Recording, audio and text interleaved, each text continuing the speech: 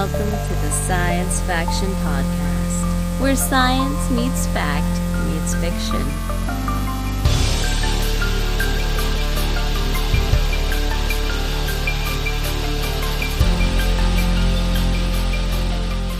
This is Science Faction for the week of March 23rd, 2025. I'm one of your hosts, Stephen Dominguez, and with me tonight, two individuals that played half of an RPG. Yo, I'm Benjamin Daniel Lawless. Devon It was still good. Worth it. Let's get right into it, you guys. First of all, no, that's not. First of all, it's Sunday night, and this is a travesty because I am so tired.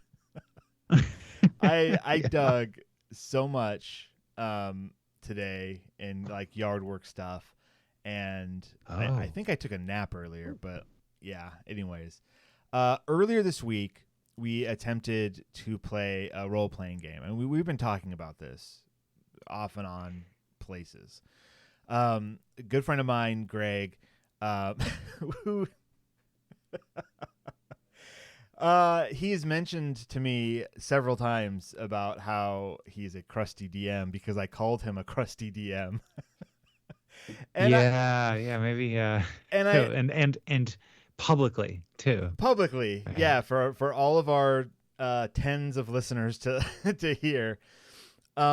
Here's the deal, Greg. Now I'm just talking to Greg. Here's the deal, Greg. I use the term crusty in a loving manner. Another way, perhaps I should have said it, and I had been struggling to find a proper way to say it, and I found it, and yesterday my wife almost spoiled it, but here it is. Crusty, you're not crusty. You have a healthy patina of experience. Now, let's move on from that. No, he's great. And now you guys know him because we started playing the City of Mist RPG, which we talked about last week a little bit, where your character has a mythos and a logos, which kind of means like you have a real life person, but then you are also inhabited by like this mythical being.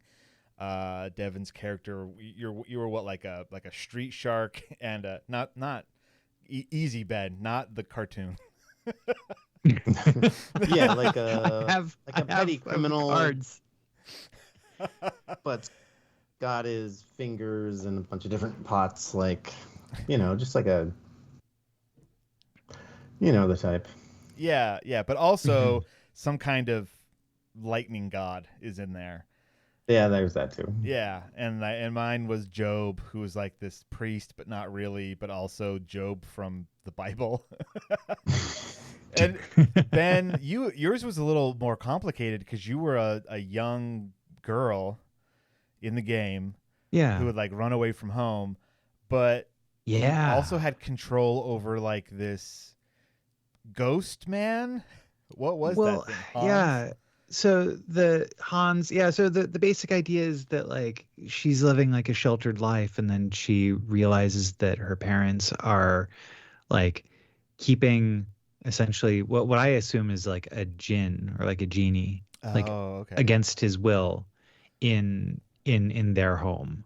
Okay. And so she finds out about this, feels that there's something super nefarious going on, and that they haven't told her anything about their life. Like really, right? And so she's a runaway, right? And yeah.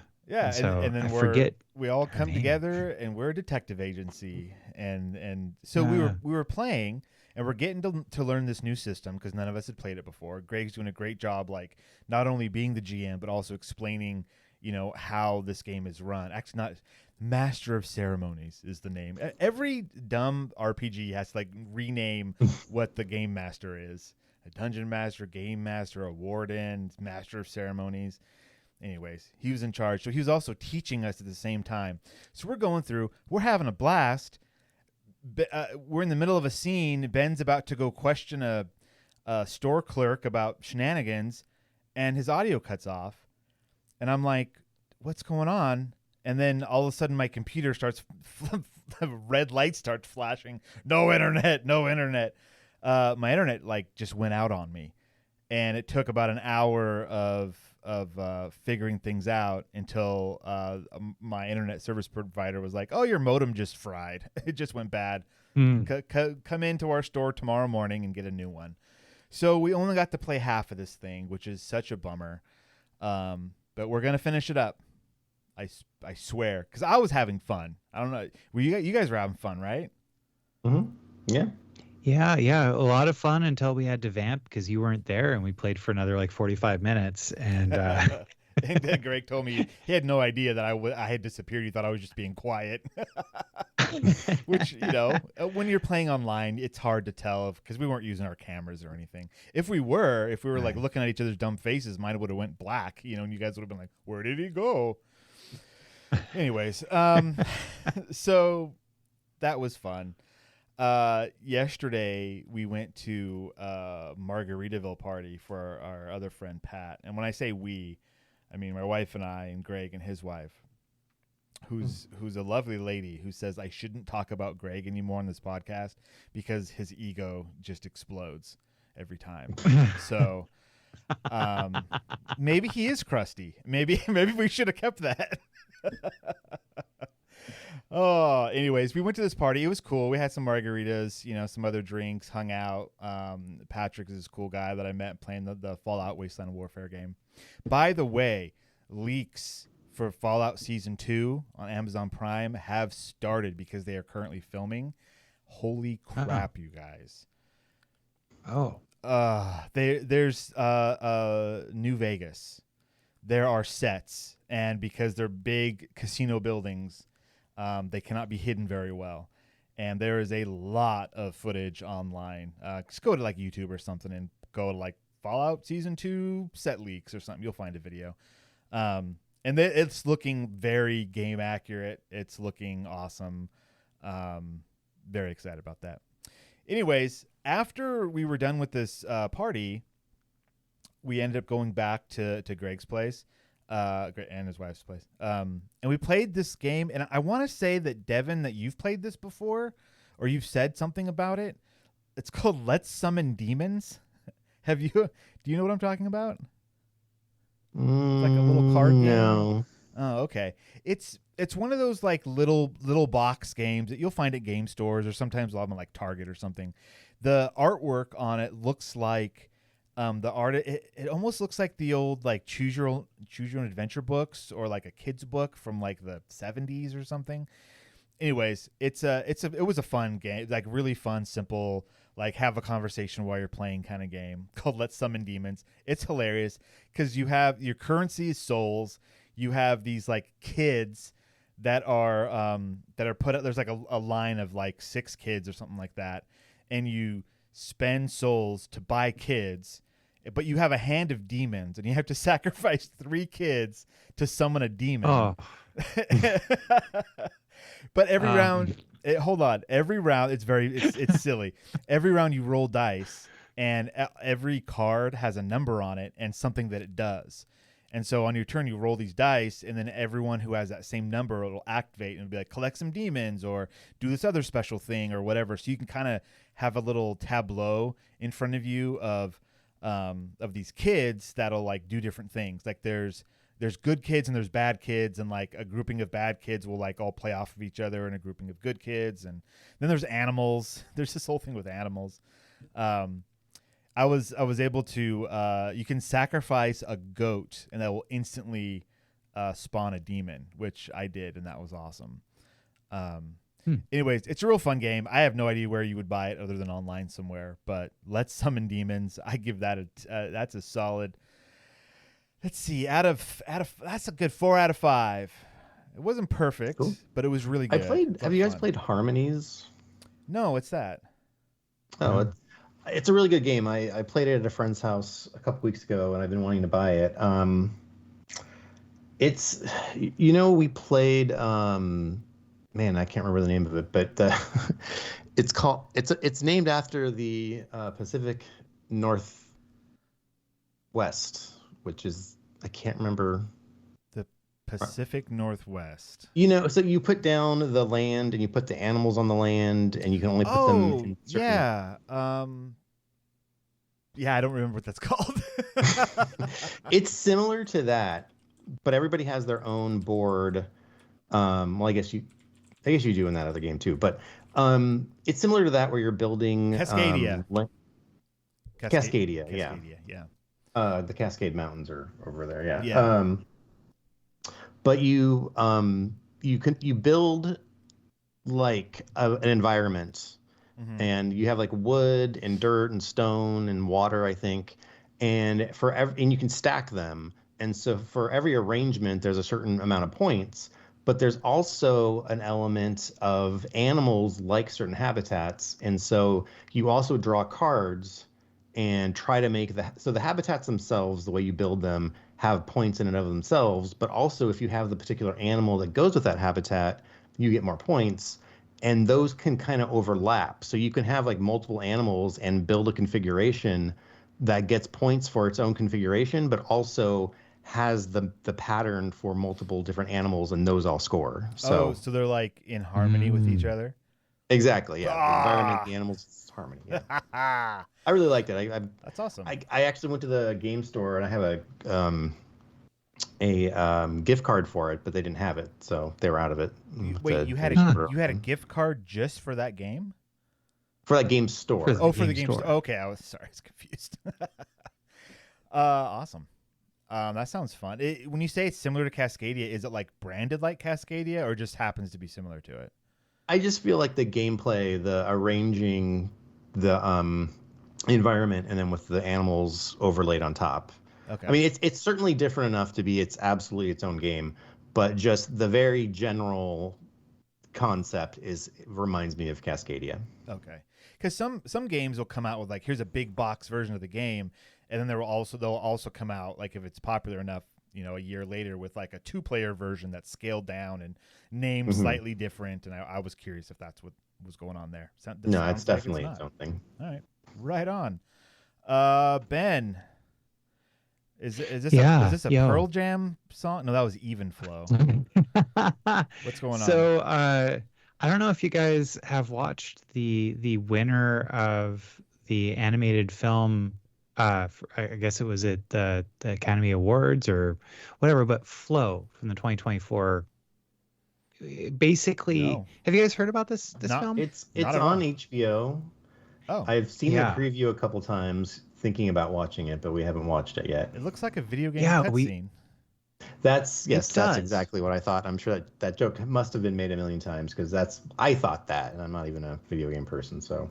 Yeah, the entire film looks like that and continues to look like that. And it's difficult to talk about it like in terms of its plot, because like it's really something that you're kind of discovering as the main characters are. Okay. But it's essentially like it follows a cat that his, like, right at the beginning, his or her home is devastated by this humongous flood, and he or she finds refuge on a boat populated by a bunch of different species, and they have to team up despite their differences to survive. Oh, is this like an animal version of Life of Pi? Kind of. I guess you could say it's kind of like that. Though it's this is distinctly post-humanity. Okay, whatever thing happened, there's no more humans, and now it's just animals. Yes. Okay. But there's also on this world a lot of evidence that humans had been there before. Yeah, so it's a post-apocalyptic film with no dialogue. Like, the animals don't talk. Okay. But they're tremendously expressive, and they have you kind of learn through it that there is a lot of there's a lot more cooperation amongst the animal species on this planet than you would expect. And yeah, it's really something special. The little trailer that popped up from IMDb that you linked to, and the link will be in our show notes. It looks really good. I mean, that initial impression of like, oh, it looks like a video game cutscene, that kind of melted away as things started happening, and it looks really awesome. I want to watch. I watched the preview because we were trying to decide if it was something we'd want to watch with the boys, and we kind of felt like it might be too, because it looked like there was no dialogue. Is there dialogue? There's no dialogue. Okay, which is fine. I think that's interesting. I'm just wondering if kids would enjoy it, which they could. I know Flint really enjoyed it. Okay. Because even though there's no dialogue, the story, the story is such that every one of the animals has a very particular character. Mm-hmm. In fact, a lot of kids like Flint the beginning of WALL-E, and there's no dialogue in WALL-E. Yeah. Flint was definitely like he spent a bit of time trying to figure out like who each of the analogs were from this crew on the boat to characters in Farscape. He is 1,000% your child.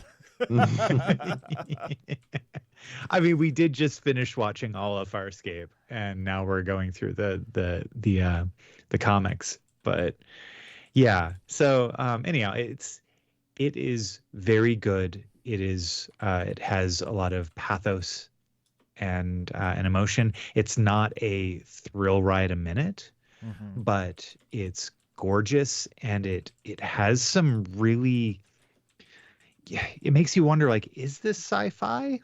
I guess, like, yes, ostensibly, because it's a post-apocalyptic story that has a lot of things that you would probably ascribe to science fiction if you got the hows and whys, but you are watching all of these things unfold and learning about them as the cat does. Okay. So, yeah. I mean, so whenever we talk about like, is it sci-fi or not, I think about the time I used to work at a video store, and like, where would this be on the shelves? This would be in the animated section, which has everything. Yeah. But if not, and it would be, it's an like an independent animated film from Latvia. Like it's Latvia. Yes. Wow. Is that where Borat's from? I don't know. No, it's not. It's Kazakhstan, but No. I was being a dumb American. Gotcha. They just referenced Latvia in the latest episode of Daredevil Born Again. Oh yeah, Latvia Day. Yeah, the honey cakes and the. Oh, so you watched it, Devon? Well, yeah, that was a few nights ago. Like Jen, we didn't have anything to watch, and Jen was like, "Well, we could give Daredevil another try." So we ended up like watching the 3 episodes that were out. So, I mean, the 3 after that, because I think the newest one had just come out. Yeah, there's 4 and total we'd already right watched now. the first one, so that's 4 total. Yeah. So I mean, if you watched all of those, then you. Oh, it was terrible. We were just like making fun of it the whole time. Wow. We even started a YouTube channel just so we can make fun of Daredevil. I believe that. What's the channel called?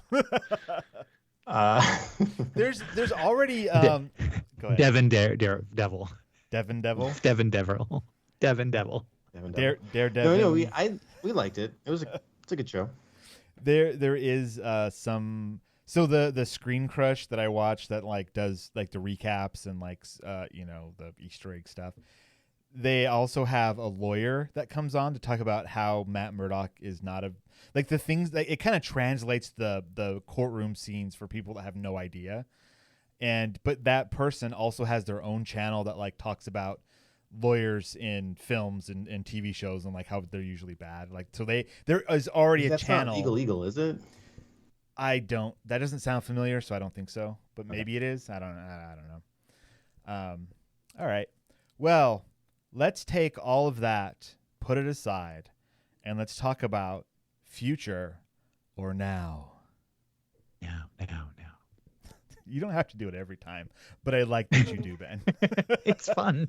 I have so much fun doing it.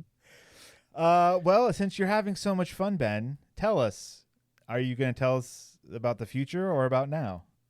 Oh boy. Well, okay. So, hat tip to Recommendo, which is a email list that I subscribe to that has a bunch of things that are recommended. It's a version of Linux OS that you install into your refrigerator and gives you recommendations for websites. Don't lie to us. If only, man. If only. It also plays Doom. Go ahead. Yeah. Also, of course, it plays Doom. Why would you install anything on your refrigerator that doesn't play Doom? Exactly. Like, don't duh. Be a fool. So, what are your beliefs about the nature of reality? Is a big question that perhaps you could answer some questions and get closer to it. There's a Substack post by Buster that has basically just a short quiz that kind of is like a choose your own adventure sort of thing that asks you some, stuff like, for example, the first question is, does your view of the universe include any kind of divine higher power or supernatural force, such as a god, gods, or spiritual energy that is separate from ourselves? And so if it's yes, then you go to question 2. If no, go to question 11. And then you kind of follow along all of these questions until it gets you to a kind of a particular grouping of belief systems, like a broad cosmological category. Okay. And then from there, you kind of read the 3 or 4 different items that are in there, and whatever kind of fits you the most. All right. Here, maybe you. And so for me, I actually came up with emergent materialism.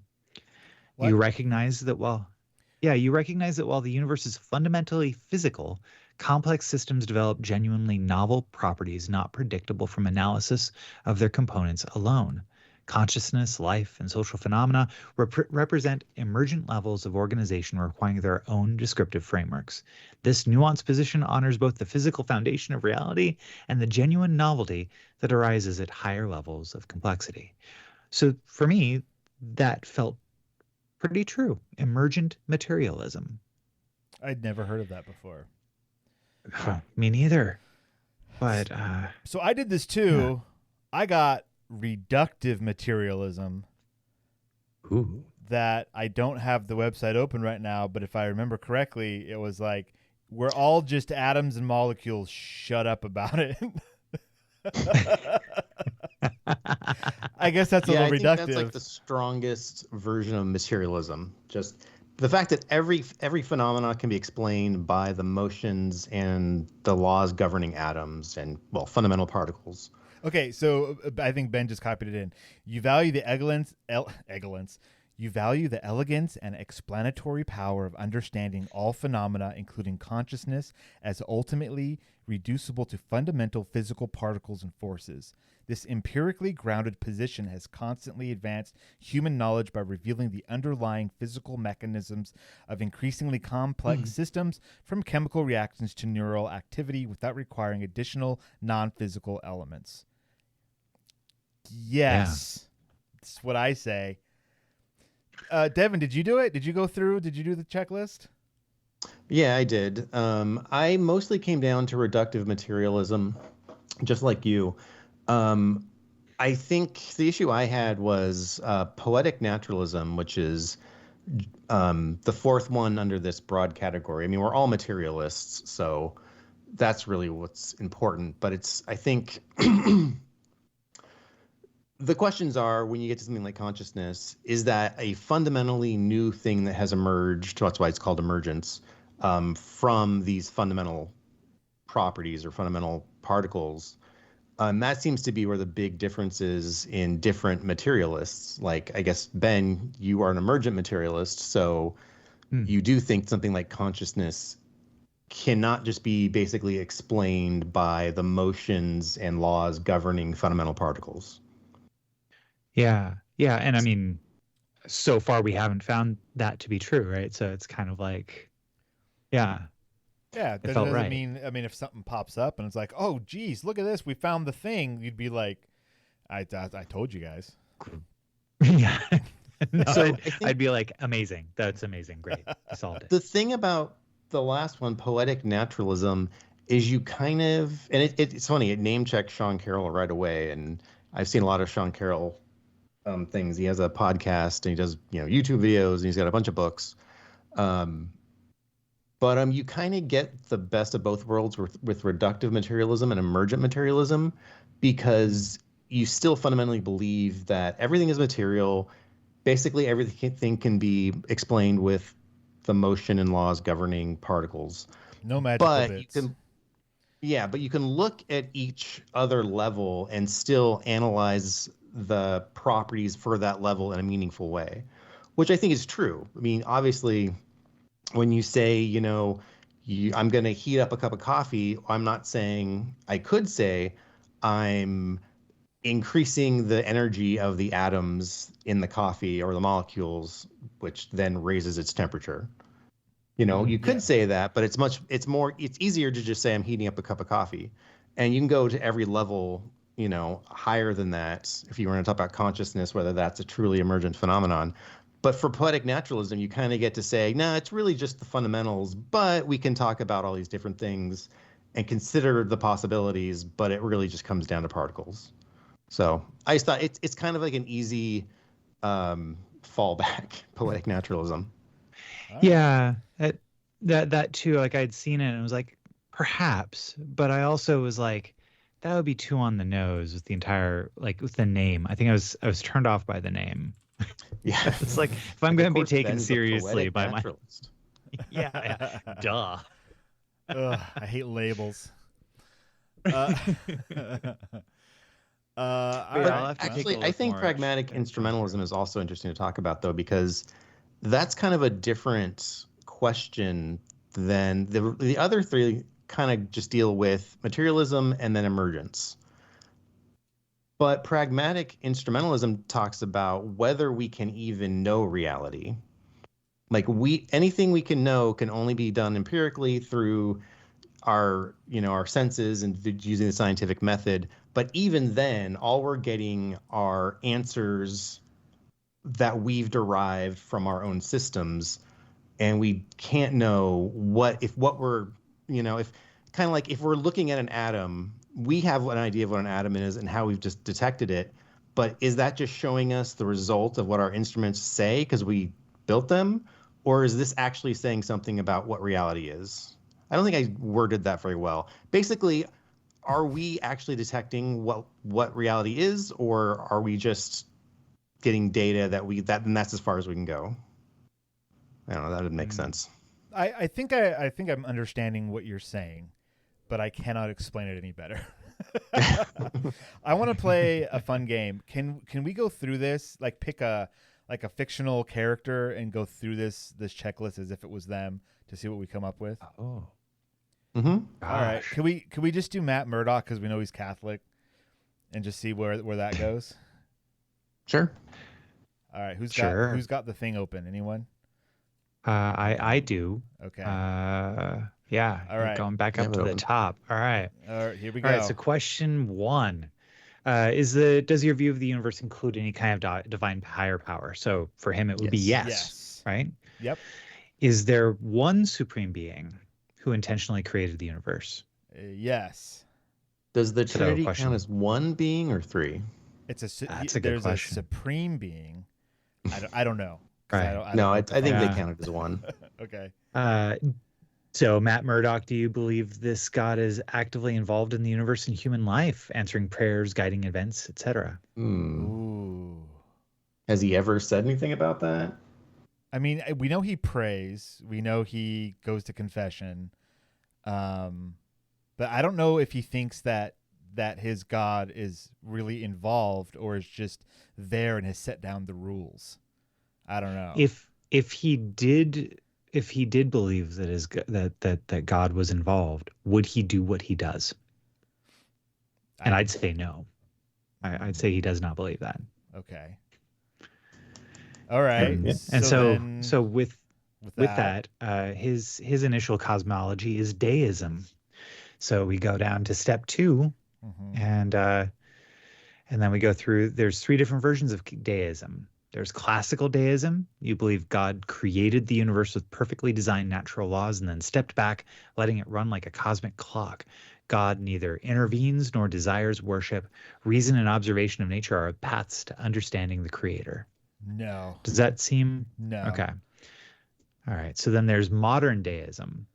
While you believe a creator initiated the universe, you're open to limited divine interaction or periods of involvement. You might accept ideas like a creator who occasionally fine-tunes cosmic parameters, who evolves along with creation. Sounds pretty good. Okay. Yeah. Yeah. The only other option is scientific deism. You see the fundamental laws and constants of physics as evidence of design, particularly their fine-tuning that permits life. Your concept of God is more abstract, perhaps as the ground of mathematics or the source of natural law, rather than a personal being. Well, yeah, it's hard to say because I don't really know what Catholics believe, but I feel like that none of these really would fit Catholicism. But also, everybody's religion is, personal religion is different, so how you interpret it could fit into this no matter what religion you are. So I don't know. I don't know enough about the character to know what he would say. All right. So to wrap up this bit, the things that you could get to, your broad stuff, we've got young earth creationism, theistic evolution, deism, polytheism, animism, pantheism, what? Pantheism? Pantheism. Oh, pantheism. Wow. Okay. Mm-hmm. New Age spiritualism, Eastern mysticism, Gnosticism, esoteric dualism, agnostic spiritual seeker, simulation hypothesis, analytic idealism, multiverse theory, scientific materialism. That's where we landed. Flat Earth conspiracy. I like how they're calling them conspiracies and not theories. Good job. Hollow Earth theory, electric universe theory, ancient astronaut theory, indigenous relational worldview, unconventional skeptic. Okay. So yeah, here's that. So that's all of those go down like one rabbit hole deeper. So yeah. Anyways, the link to this is gonna be in our show notes. Check it out. Right? Yeah. I think it's fascinating because like if you've got the right person that's cool enough to chat about this stuff with, it's really fascinating seeing where your personal view aligns and doesn't. For example, my wife, she's a scientific pantheism. She reveres the universe and nature as revealed by science, finding spiritual fulfillment in contemplating cosmic evolution, natural beauty, and the laws of physics without supernatural beliefs. The universe itself is worthy of reverence. Wow. That's kind of where that fits her like perfectly. Yeah, right? Wow. And so like that idea, but what was also fascinating was us talking about, because they have some questions about the multiverse. Like, do you believe in a multiverse? And I realized when it was posed to me, it was like, actually, no, I believe that there's just a continuum. Yeah, I got stuck on the multiverse one too, because that's one of those, like, I want it to be real, but because it sounds cool. But do I really, like, if there was a multiverse, we have no way to access it anyway. So does it matter if it exists or not? So then that's why I was like, nah, that's fine. Yeah, I thought about that too. Yeah. And quantum mechanics has the possibility of actual multiverses not in really the way we think about it, like an MCU type of way, but multiverses are kind of a part of mainstream physics. So to say whether I don't believe in them, I'm like, well, I don't know if I could say I don't believe in them, but I don't think they've necessarily been proven yet. Right. But then to say your whole cosmic view is based on the multiverse is like, well, no, that's just a small part of it, which is also weird to say, because if there's a multiverse, you'd think we'd be a small part of the multiverse. But if there's a multiverse, because we can't access it, it's like, if that was confirmed, that'd be crazy to think about, but still wouldn't change my daily life. Exactly. Yeah. Exactly. Yeah. All right. Well, this has been a real head scratcher. Let's move on to something a little more simple. Right. Thank you for bringing that to us, Ben. That was really cool. Yep. Well, all right. So I've got one of them classic science articles. This comes from Science Daily. It was published on Mario Day, March 10th, by Science Daily. The title is Humans. Wait. First of all, I'm going to file this one under Who's a Good Boy. You have to say it that way. Humans have a long way to go in understanding a dog's emotions. New research has revealed that people often do not perceive the true meaning of their pet's emotions and can misread their dog.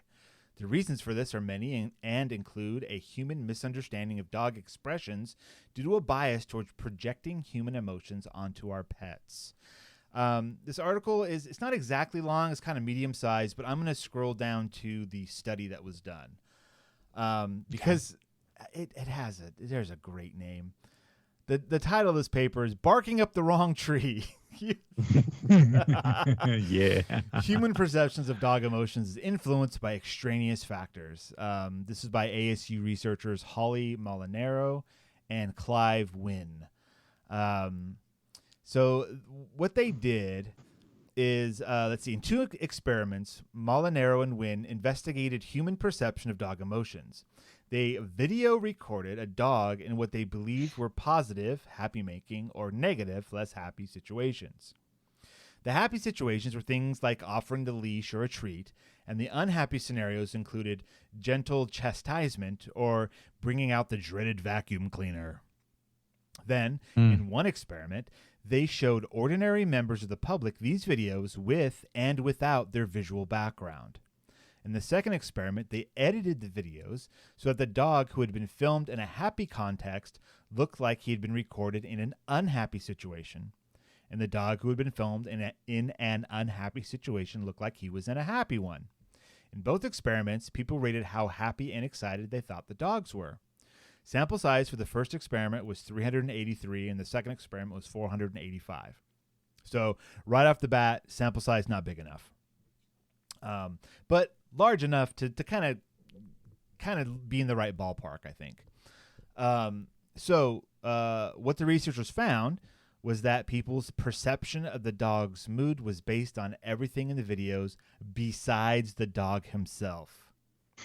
So here's a quote from Molinaro. People do not look at what the dog is doing. Instead, they look at the situation surrounding the dog and base their emotional perception on that. You see a dog getting a treat, you assume he must be feeling good. You see a dog getting yelled at, you assume he's feeling bad. These assumptions of how you think the dog is feeling have nothing to do with the dog's behavior or emotional cues, which is very striking. Let's see what else here. In our study, when people saw a video of a dog apparently reacting to a vacuum cleaner, everyone said the dog was feeling bad and agitated. But when they saw a video of the dog doing the exact same thing, but this time appearing to react to seeing his leash, everyone reported that the dog was feeling happy and calm. People were not judging a dog's emotions based on the dog's behavior, but on the situation the dog was in. Interesting. Yeah, Okay. that was super interesting. Let's see. Further complicating the communication process is people's projection of their emotions onto the dog. Molinaro explained that while humans and dogs have shared a bond over the centuries, that doesn't mean their emotional processing or even emotional expressions are the same. Quote, I've always found this idea that dogs and humans must have the same emotions to be very biased and without any real scientific proof to back it up. So I wanted to see if there are factors that might actually be affecting our perception of dog emotions. If there were, if we humans focused on other aspects not relating to the dog to deduce their emotional state, then as both scientists and pet owners, we really have to go back to the drawing board. Let's see. So how does a good dog owner cut through the biases and misreadings to understand their pet's true emotional state? Quote, the first step is to just be aware that we are not that good at reading dogs' emotions. We need to be humbler in our understanding of our dogs. Once we can start from a basis of understanding our biases, then we can begin to look at our pups in a new light. Every dog's personality and thus their emotional expressions are unique to that dog. Really pay attention to your own dog's cues and behaviors. Essentially what this is saying is we don't know anything and we're just assuming. but it appears that we're close enough that we still get along. So, it's fine. I just thought that was really interesting, that the whole idea of seeing the dog's, emotional state and then assuming what caused that state, then changing what you think that state is, and how not everyone, but how it just seemed it was very wrong, like your perception of that dog it just depends on the situation. Because really, you look at a dog, like a dog cannot express the way a human does, not fully, not a little bit, right? Like their mouths are completely different, their eyes are different, their noses are like everything about their face, besides the fact that they have two eyes, a nose, and a mouth, everything else is completely different. And they emote also using their ears and their body language and their tails, because they don't have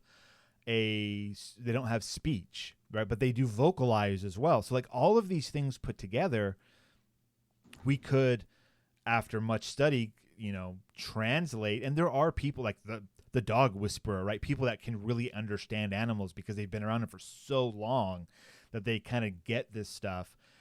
If you're just a casual pet owner, I don't think you're going to get there. You really have to, connect to these animals. Anyways, just thought that was just really interesting. And I'm pretty sure I don't know what my dog wants ever now. I'm calling it into question at all times. Yeah. So both of you guys have been dog owners in the past.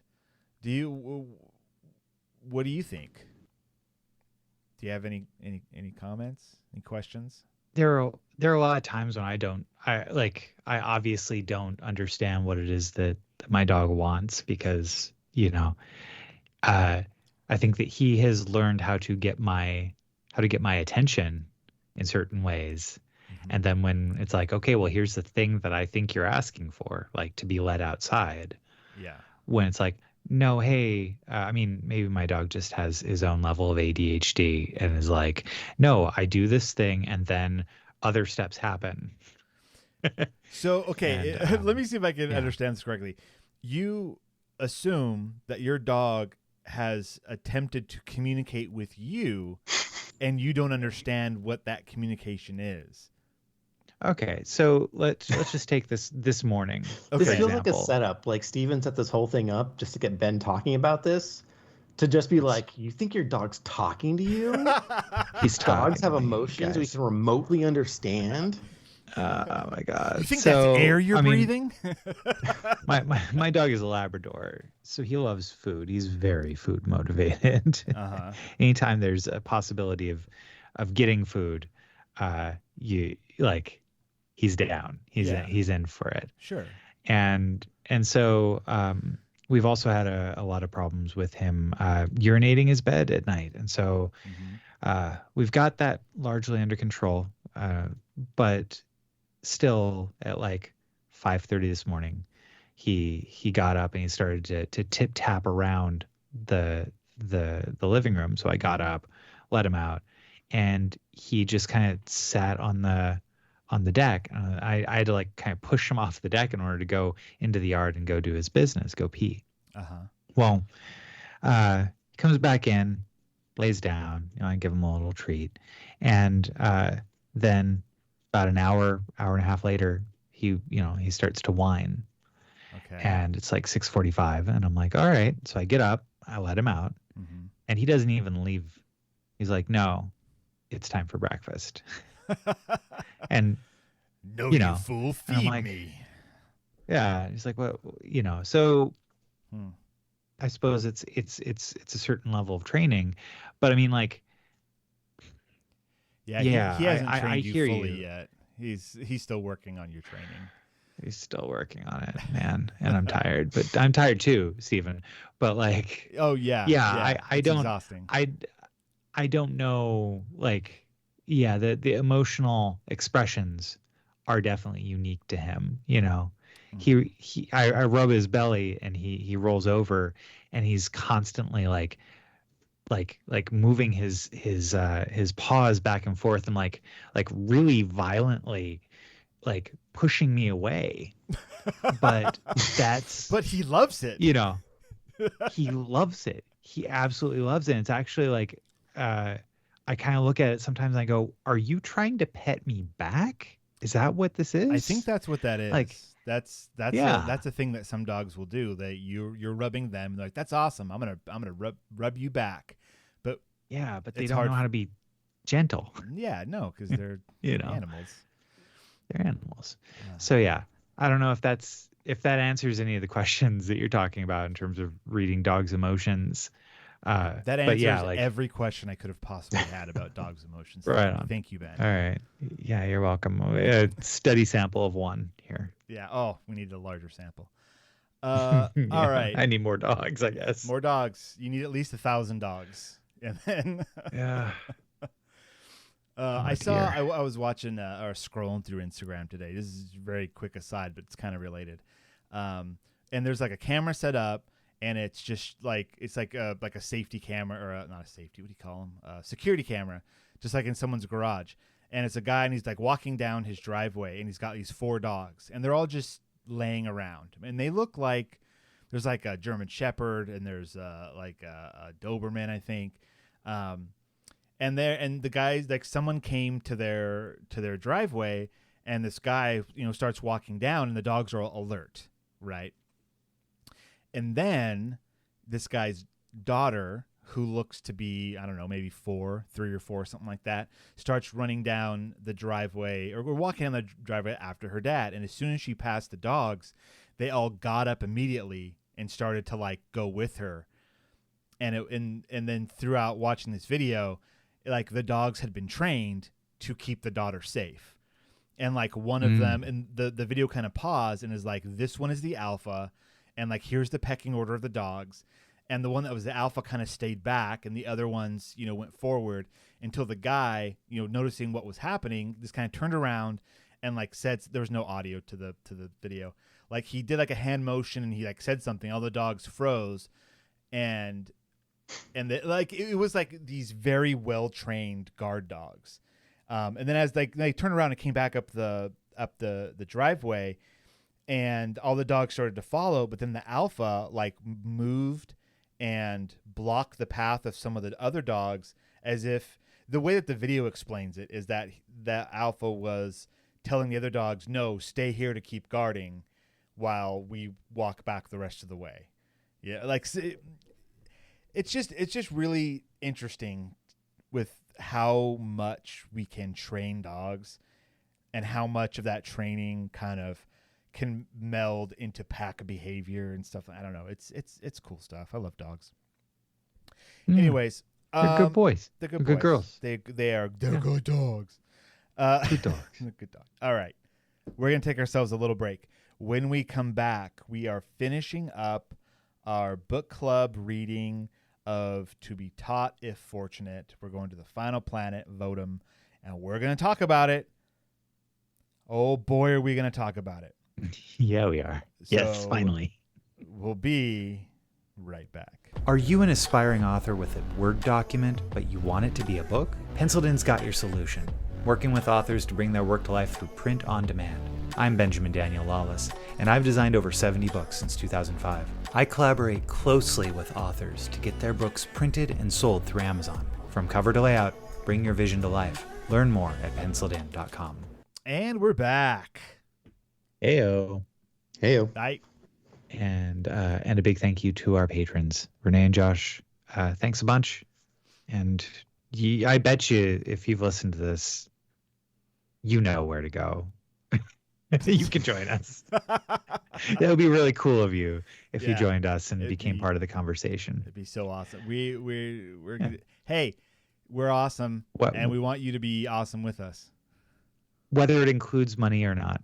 Yeah. I bet if it did, that'd be great. Anyways, all right, let's get into our book club here.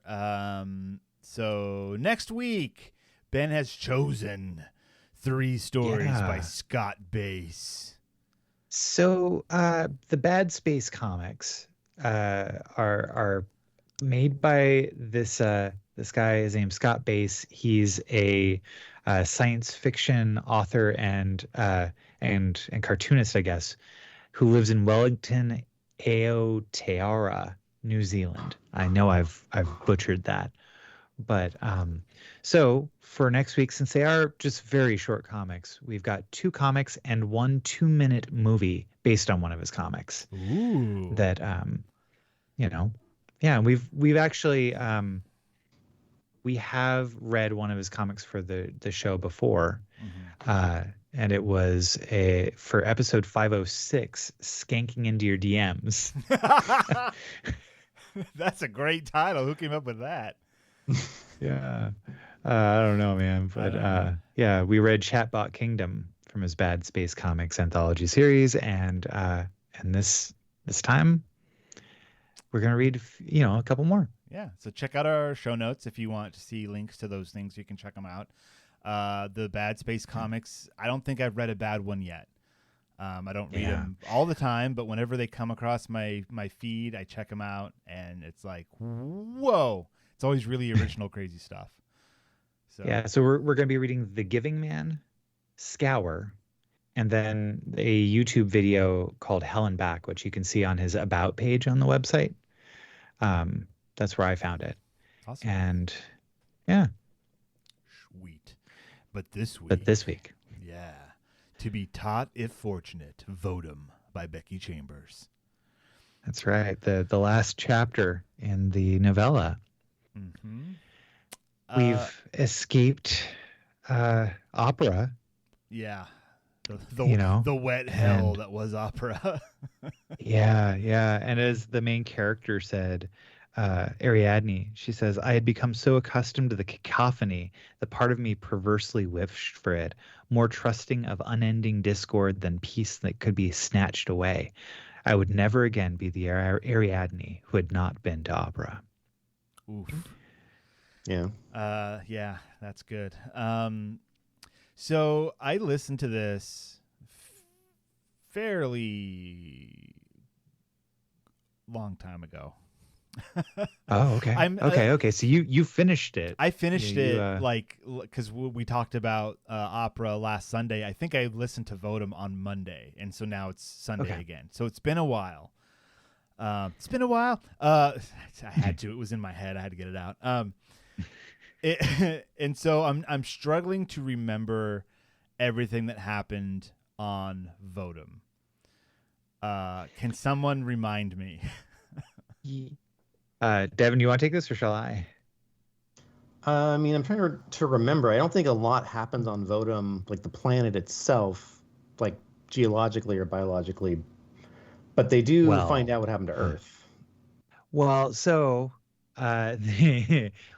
Votum appears to be a lifeless rock. They get there and there's dirt, and everybody's like super stoked because there's dirt, but there's not really any life that they can find until they start exploring caverns that are hollowed out from very, very small streams of water that are present on the surface.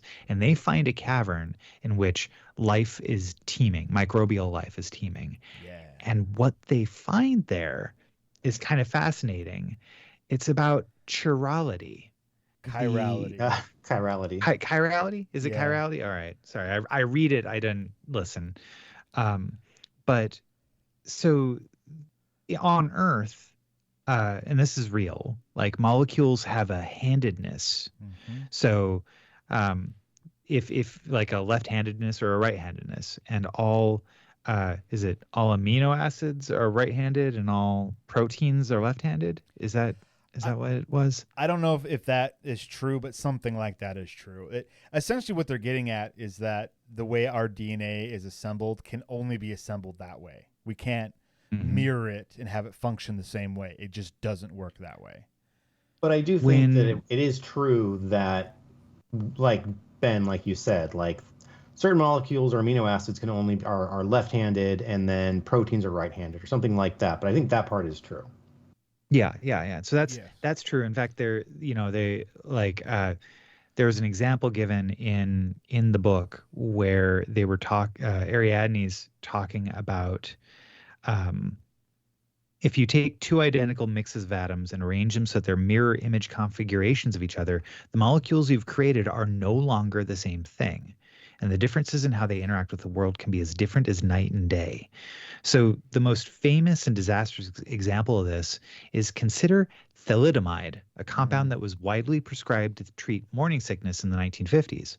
While right-handed thalidomide does indeed ease those symptoms, its left-handed twin causes severe birth defects. Chirality is a detail not to be ignored. Yeah. That was actually, I was watching YouTube, Joe Scott, his channel, which does like sciencey stuff. And he covered thalidomide and like that whole thing, and about like, I think that particular video was about like poisons, essentially, like stuff that we didn't know were poisons but turned out to be poison. And that word, yeah, I forgot now. Yep, that one. Thalidomide. Thank you. Yeah, exactly how you just talked about it is how he talked about it. And like, so yeah, there's this whole generation of birth defects that happened because of this medication that had been taken. It is true, according to this book, life on Earth as a rule uses left-handed amino acids and right-handed sugars. There you go. And so one can safely assume that when life began, it utilized whatever organic compounds were directly in front of it.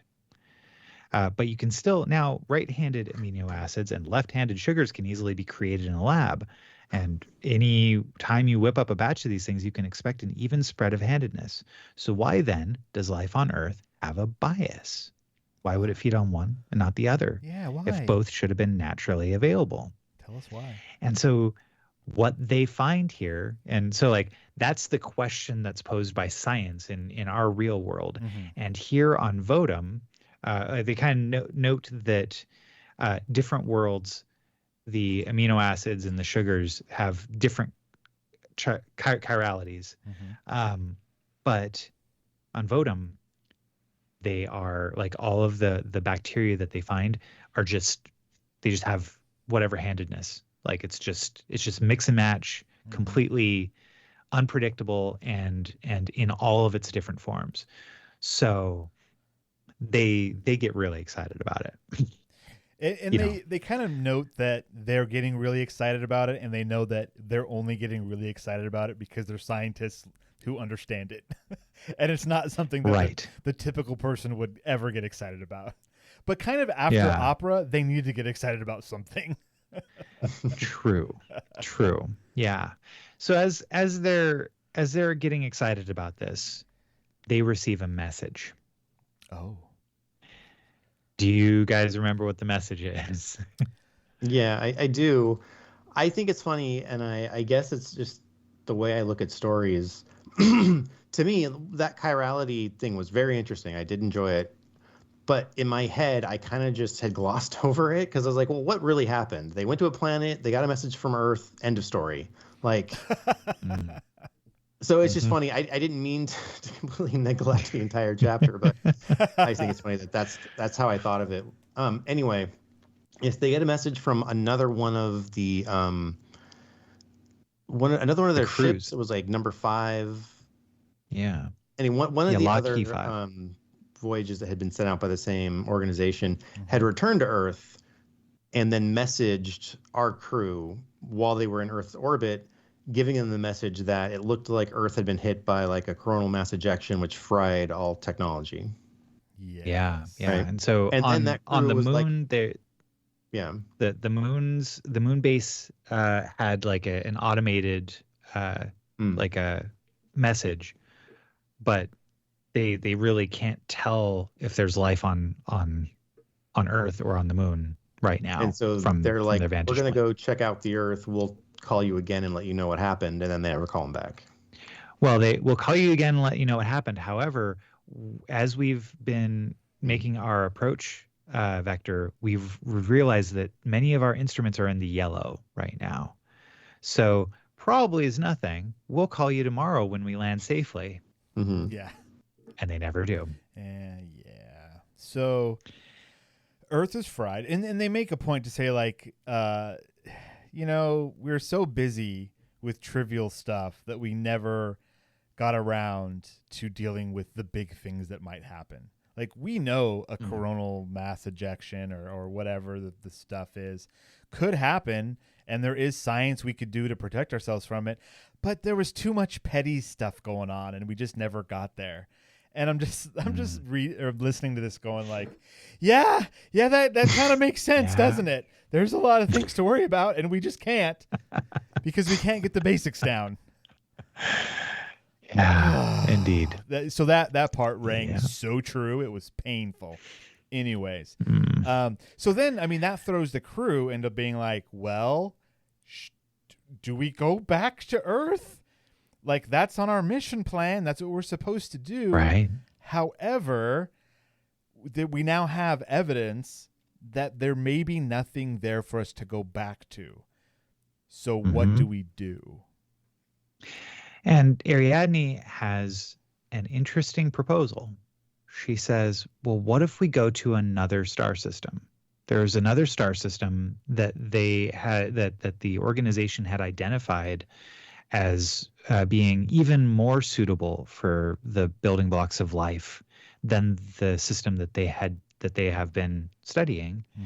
But it was too far away from Earth for them to conduct a mission. It was about twice as far as the mission that they were just sent to for this. So what if there's nothing back on Earth, what if we continue our exploration and go to this other solar system?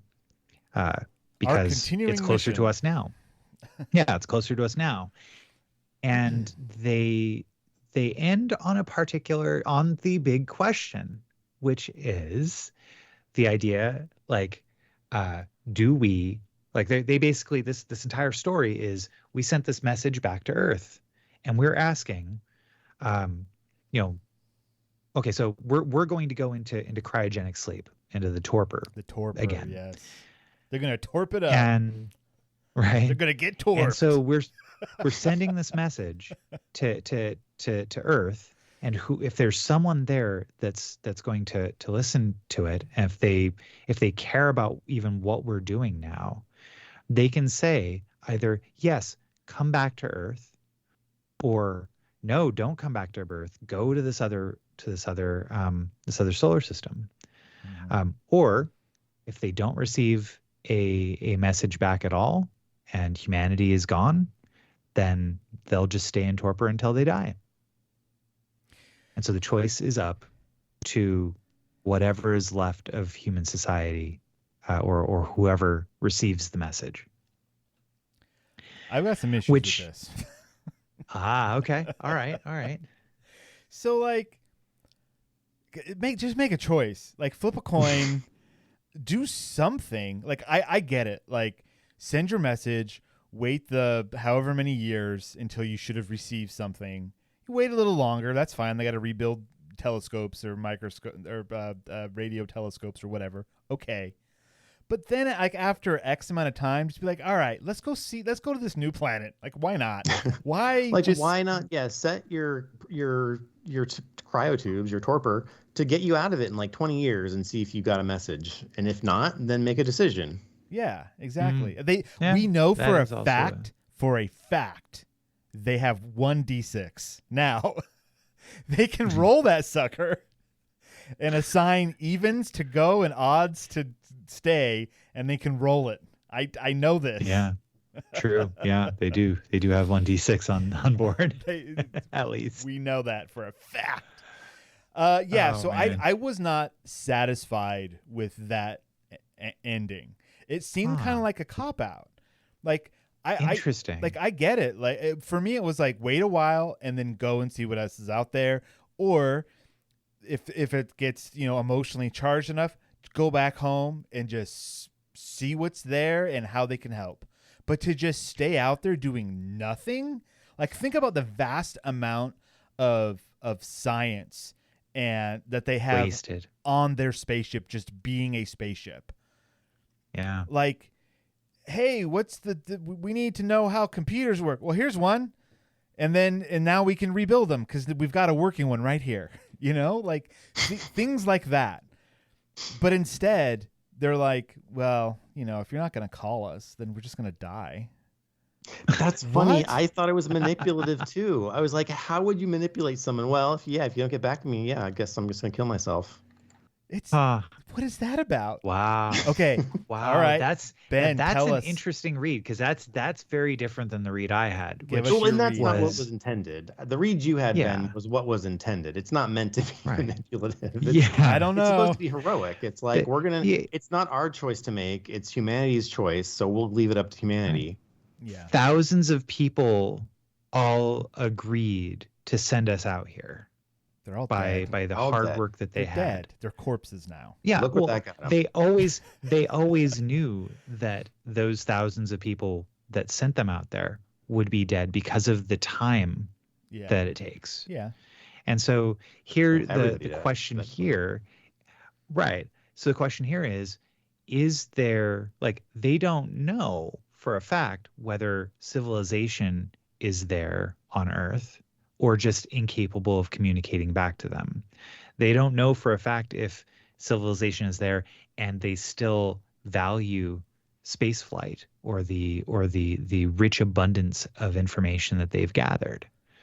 They don't, like, that is, it's incapable to know. And so, but the thing is that for a psychological reason, their mission was always intended to be one where they come back. And so then just go this- back. What? Come on. You can't have it always.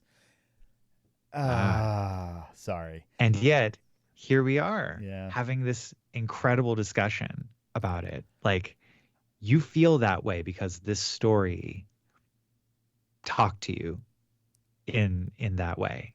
You mean Right, it made me like- feel feelings? Ugh. It made you feel feelings. Thumbs down. Yes, sir.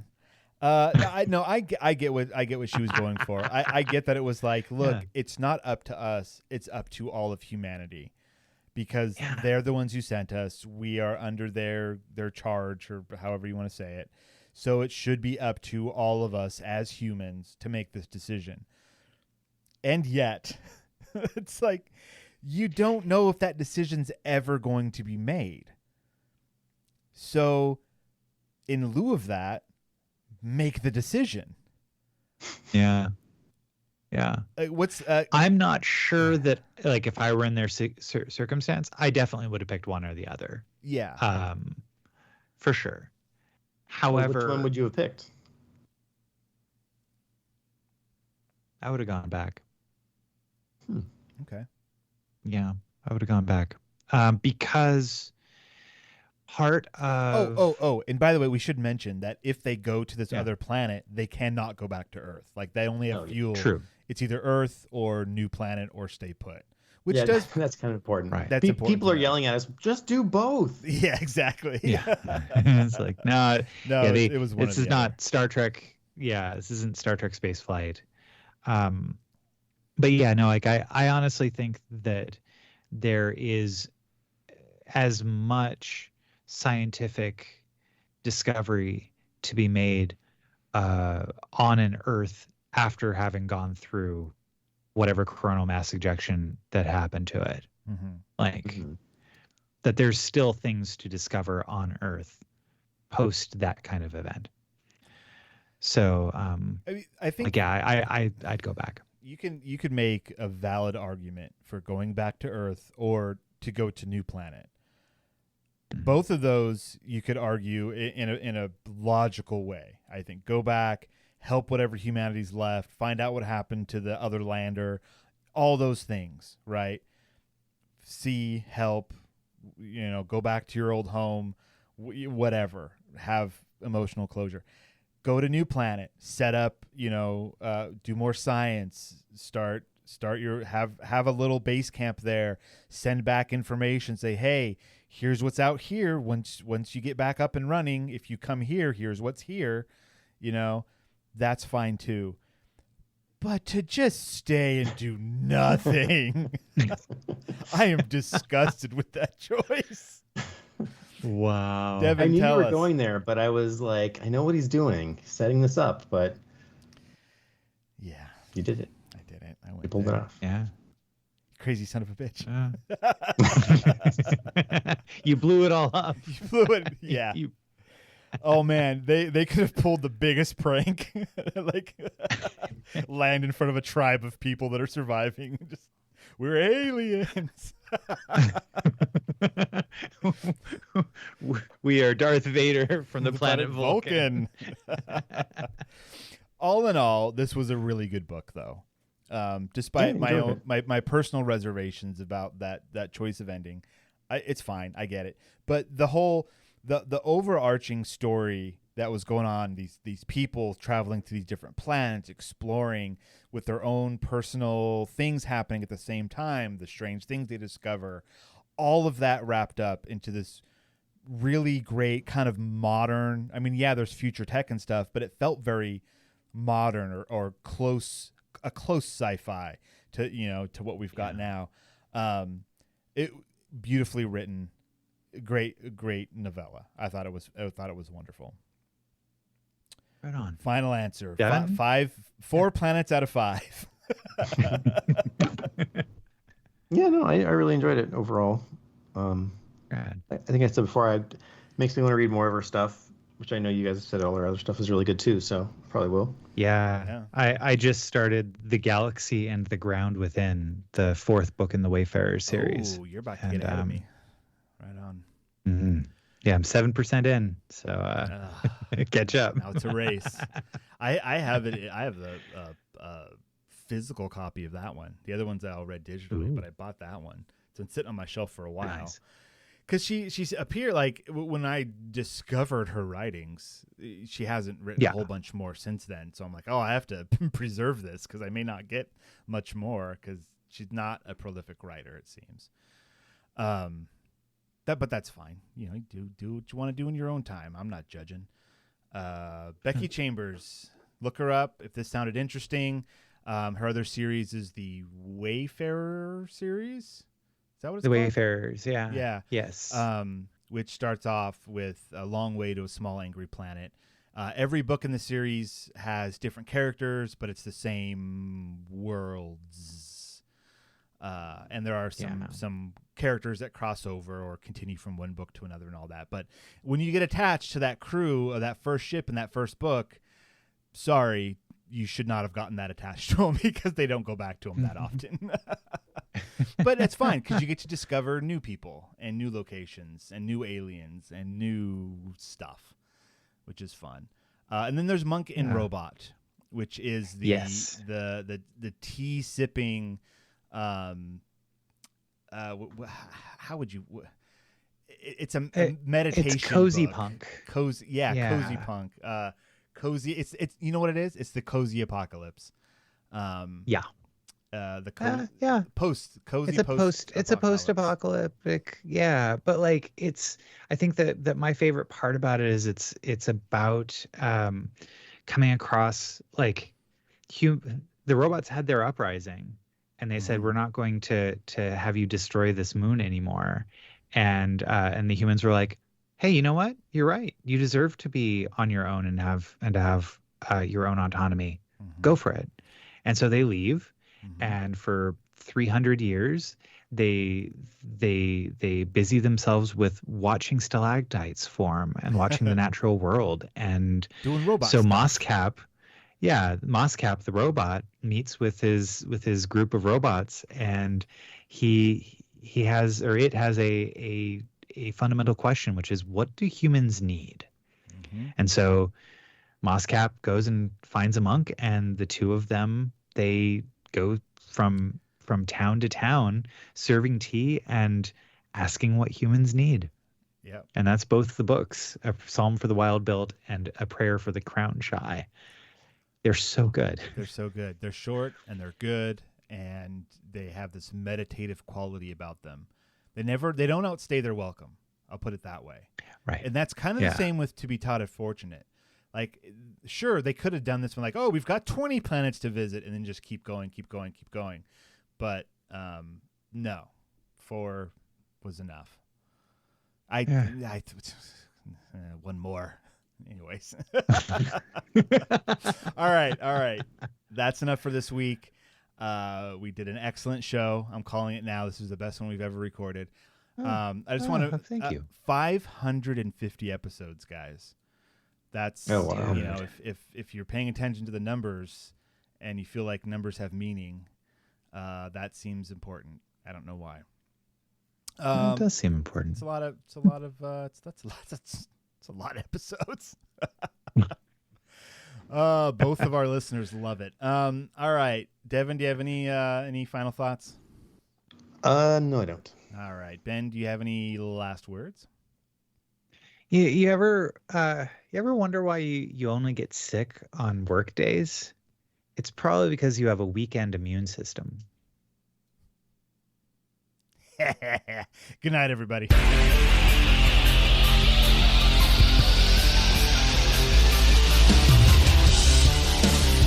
This has been the Science Faction Podcast. Tweet to the host at SciFact Podcast.